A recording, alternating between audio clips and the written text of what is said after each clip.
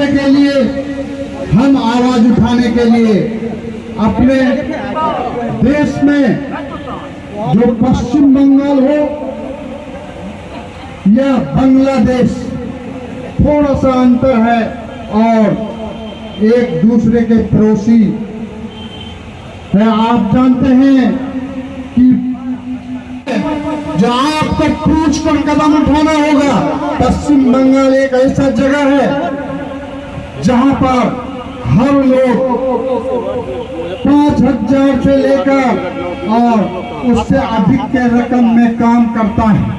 बेरोजगारी बहुत ज्यादा है पश्चिम बंगाल में। बांग्लादेश में तख्ता पलट के बाद हिंदुओं का कत्लेआम शुरू हुआ, ये बात तो समझ में आई, लेकिन उसके बाद बांग्लादेश में महिलाओं के साथ बलात्कार और उसकी नग्न तस्वीर सामने आने लगी।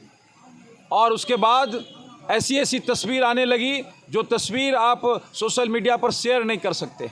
और उसके बाद उससे सटे बंगाल में महिलाओं के साथ लगातार हो रहे अत्याचार और बलात्कार की घटना को उस समय और बड़ा झटका लगा, जबकि मरीजों की सेवा के लिए 24 घंटे सेवा देने के लिए अस्पताल में डॉक्टर के साथ बलात्कार हुआ और उसकी हत्या हो गई। और उसके बाद हम उन तमाम घटनाओं को भी जोड़ना चाहते हैं, चाहे वो मुजफ्फरपुर की घटना हो, चाहे उत्तर प्रदेश की घटना हो या राजस्थान की घटना हो। जब जब बलात्कार की घटना होती है, महिला हिंसा की घटना होती है, तो राजनीति की एक तस्वीर सामने आ जाती है। कोई उसको अपने नज़रिए से देखता है, कोई दूसरी नज़रिए से देखता है। इसीलिए महिला समानता दिवस आज 26 अगस्त को, आज द्रौपदी के चीरहरण से बचाने वाले कृष्ण का जन्माष्टमी है। और इसीलिए इस तिथि को हमने चुना है कि बेगूसराय की धरती से ये आवाज़ जानी चाहिए कि समाज में महिलाओं का सम्मान हो और महिलाओं के प्रति यदि हिंसा होता है तो इसका प्रतिकार होना चाहिए। हम केंद्र सरकार से भी मांग करते हैं और कहना चाहते हैं कि महिलाओं के लिए जो कानून बने हैं उसके साथ संशोधन होना चाहिए। और साथ ही साथ महिला हिंसा के साथ बलात्कार होता है और यदि हत्या होता है तो उसका 1 महीने के अंदर आरोप पत्र समर्पित करके उसका विचारण होना चाहिए। और फांसी के साथ साथ फांसी का सामाजिक रूप से प्रगटीकरण होना चाहिए, जिससे ये संदेश जाए कि समाज जिंदा है। और यदि ऐसा नहीं होता है तो ये मानवता के लिए कलंक है। भारत सरकार के विदेश मंत्री जयशंकर जी ने हिंदू शब्द का प्रयोग नहीं किया था, अल्पसंख्यक का किया था। दूसरी तस्वीर बांग्लादेश में आ रही थी कि जो वहाँ पर मुस्लिम थे, जो आंदोलनकारी थे, वो हिंदू मंदिर का या इस तरह के तमाम जगह पर खड़े होकर रक्षा में लगे थे कि इनको कोई नुकसान नहीं हो। एक सवाल तो ये हो गया। दूसरा ये कि मणिपुर की घटना होती है, मणिपुर में भी विभत्स तस्वीरें सामने आती महिलाओं की, नग्न तस्वीरें सामने आती है जिस तरह से सड़क पर। उस समय आप लोग का ये ज़मीर क्यों नहीं जगता है? आज का अनशन आपके इसी सवालों का जवाब है। जब आप मणिपुर की घटना को देखते हैं, जब आप बांग्लादेश की घटना को देखते हैं, जब आप बंगाल की घटना को देखते हैं, जब आप बिहार के मुजफ्फरपुर की घटना को देखते हैं और जब यूपी की घटना को देखते हैं तो आपका नज़रिया अलग अलग होता है। आपको वो तस्वीर दिखाई देती है कि बंगाल में यदि घटना हो रही है तो वो ममता बनर्जी के खिलाफ चला जाता है, और यदि बांग्लादेश की घटना हो रही है तो वो फिरका परस्त ताकत है, वो हिंदू मुस्लिम का सवाल खड़ा हो जाता है। और यदि मणिपुर का सवाल खड़ा होता है तो आपको लगता है कि भारतीय जनता पार्टी के खिलाफ है। और जब उत्तर प्रदेश की तस्वीर सामने आती है तो आपको लगता है कि भारतीय जनता पार्टी के खिलाफ है।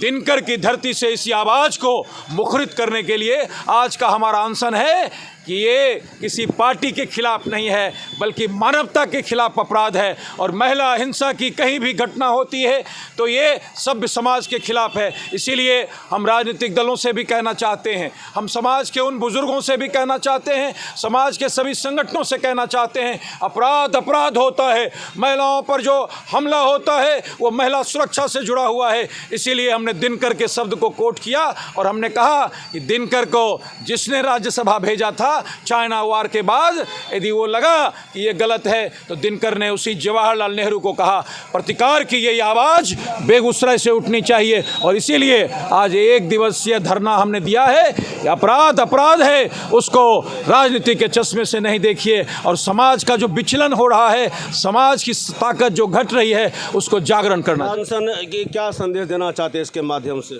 हम इस सरकार को हम इस अनशन के माध्यम से ये कहना चाहते हैं कि हम दिनकर की धरती से ये आवाज़ बुलंद करना चाहते हैं कि सामाजिक हिंसा हो या समाज में जो मानक बने हुए हैं उसके खिलाफ कोई भी काम होता है तो उसको राजनीतिक चश्मे और अपने हित और अनहित के माध्यम से ना देखकर उसको अपराध के दृष्टिकोण से देखना चाहिए और समाज को खड़ा होकर उसका मुखालफत करना चाहिए। जबकि समाज जिंदा रहेगा तभी राजनीति जिंदा रहेगा, तभी व्यक्ति जिंदा रहेगा। इसलिए सवाल आप लोग आ जाता है कि आप अपने हिसाब से चीज़ों को तय करते हैं, धरना प्रदर्शन भी अपने हिसाब से तय करते हैं। जो विरोधी आप पर आरोप लगाते हैं, जब हाथरस की घटना होती है, एक दलित बच्ची के साथ बलात्कार के बाद हत्या हो जाती है, और दूसरी तरफ मुजफ्फरपुर में घटना होती है और मणिपुर में इस तरह से तस्वीर सामने आती है जो पूरे समाज को शर्मसार कर देता है, तब आप लोग रोड पर नहीं आ पाते।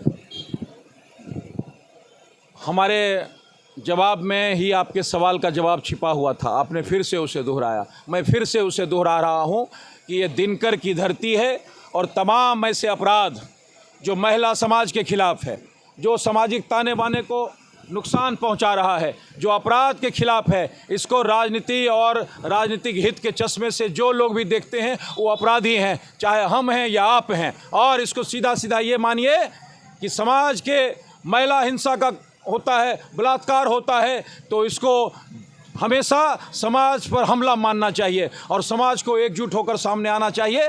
समाज जिंदा रहेगा तो व्यक्ति जिंदा रहेगा, समाज जिंदा रहेगा तो राजनीति जिंदा रहेगा। समाज जितना जिंदा रहेगा तो सारी बातें तय कर ली जाएगी। लेकिन जब समाज के ताने बाने पर हमला होगा और जो लोग इसको अपने नज़रिए से इंटरप्रेट करते हैं वो भी इस घटना के उतने ही बड़े अपराधी हैं। ये जो धरना है ये नागरिक, क्या नाम रखे हैं, नागरिक सुरक्षा विकास परिषद के बैनर तले ये धरना नागरिक सुरक्षा विकास परिषद बेगूसराय के बैनर के तले हो रहा है। और इस धरना में जो लोग आए वो किसी एक दल, संप्रदाय या संगठन से जुड़े हुए नहीं थे, बल्कि बड़ी संख्या में 10 बजे के बाद युवा आए और आधी आबादी तो युवा की आबादी थी जो स्वतः सोशल मीडिया से आए थे। इससे मैं मानता हूं कि सोशल मीडिया के माध्यम से जो जागरण है, जो युवाओं में इन घटनाओं को लेकर आक्रोश है, वो इस अनशन के माध्यम से प्रकट हुआ है। महिलाओं की संख्या नहीं है। नहीं, महिलाओं की भी संख्या आई थी। आज कृष्णाष्टमी है, वो लोग सहे हुए हैं। आप ये जानते हैं कि महिलाएं कृष्णाष्टमी करती है, उसके बावजूद भी महिलाएं आई और लेकिन वो 2-3 घंटे के बाद चली गई।